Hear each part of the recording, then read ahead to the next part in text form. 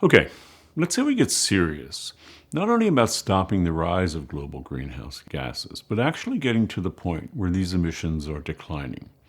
How do we even begin such an undertaking?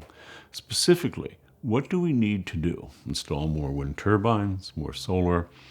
There are two ways of approaching this problem: one personal, one collective, global.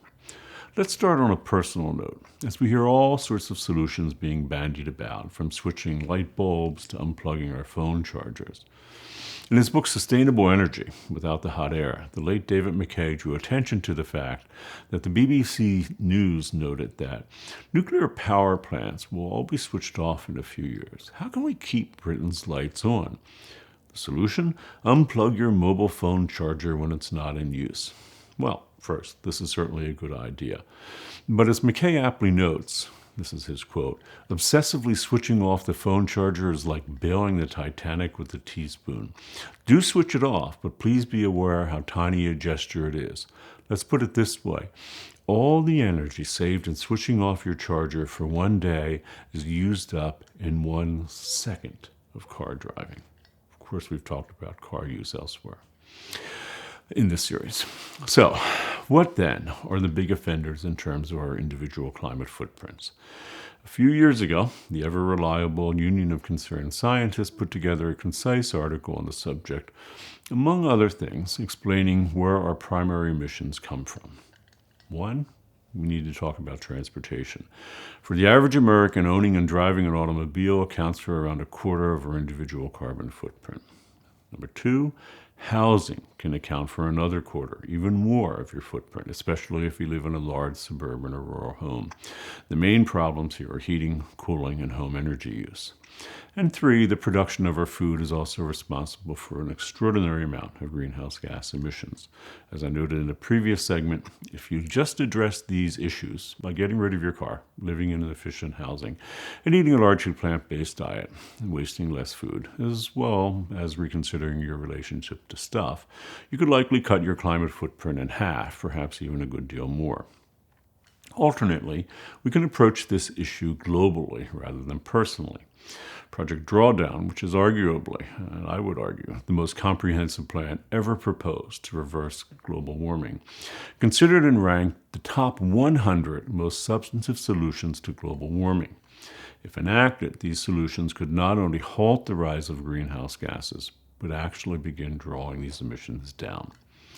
While all of these solutions are needed, the top 25 are particularly noteworthy, especially as, taken together, the top 3 solutions would do more to reduce global greenhouse gas emissions than the bottom 75 combined. What is perhaps surprising is that many things that we might imagine would be in the top 25 are absent, and alternately, some things that we may have never heard of top the list. For example, we are often told that switching to energy-efficient lighting in our houses can make a meaningful difference in the climate. While doing so is certainly important and can indeed make a difference, its relative importance needs to be taken into account, as globally reducing food waste can have nearly 10 times the impact of switching to LED light bulbs residentially. Hence, perhaps not surprisingly, this light bulb switch does not even enter the top 25 most important changes, while reducing food waste is number 3. Similarly, even though electric vehicles have taken on iconic, almost savior-like status as the future savior of the climate crisis, they are not even among the top 25 solutions, while the number 1 solution, eliminating the use of hydrofluorocarbons in refrigerant and air conditioning systems, is rarely mentioned in the press, especially when compared to electric vehicles. If we combine and consider together related solutions that are near the top of the list, they clearly have a certain form. Perhaps surprisingly, the number 1 thing that we can do to roll back global greenhouse gas emissions does not involve wind turbines, solar panels, electric vehicles, or any sort of similar technology. Instead, when taken together, wasting less food and eating a largely plant-based diet, number 3 and 4 on the list, is bigger than anything else on the list, including wind or solar. Food production is the second largest producer of greenhouse gases on the planet, yet we waste between a third and half of the food that we produce. For Americans, much of this happens at the consumer level. I know, this shift in diet doesn't sound nearly as glamorous as a self-driving electric car, but it will nonetheless be 10 times better for the planet. Similarly, combining and considering together the education of girls and family planning would bring them to number 2 together. Simply put, we need to educate more girls and women, which dramatically curbs population growth, as the more education a woman has, the fewer children she has, and promote family planning. Globally, there are roughly 25 million unplanned pregnancies every year. These two things together would roll back a staggering 103 gigatons of greenhouse gas emissions. This is not to say that we should place responsibility for this particular issue with girls and women. To the contrary, the responsibility lies with the institutions that restrict a woman's access to education and control of her own body. And two, it is obviously the case that contraceptive is a male responsibility as well. So why is population so important? 60 years ago, the global population was about 3 billion. At the time of this recording, it is 7.75 billion. By 2050, it will be approaching 10 billion. The simple fact is that this many people are profoundly taxing the resources of our planet.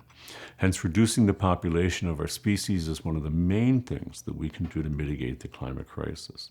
Taken together, these two cultural changes alone could take us nearly a quarter of the way to where we need to go to get greenhouse gas emissions under control. Note that very little is needed here by way of technology, as the necessary changes can be made right now by both individuals and a range of groups and institutions. Note also that quite a few of the suggestions made by Project Drawdown involve land use relating to tropical forests, silvopasture, regenerative agricultural, temperate forests, peatlands, and so forth. In fact, 11 of the top 25 things that we can do to draw down emissions involve land use of one sort or another. Interestingly, 9 of these 11 issues relating to land use also involve food production.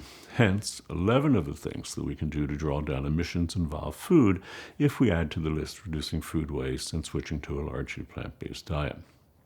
Nonetheless, while land use and food production dominate the 25 solutions suggested by Project Drawdown, all in all, a diverse group of actions are required to draw down greenhouse gas emissions. So I'm curious to see what you make of this compelling list of solutions to the climate crisis, what you make of Project Drawdown.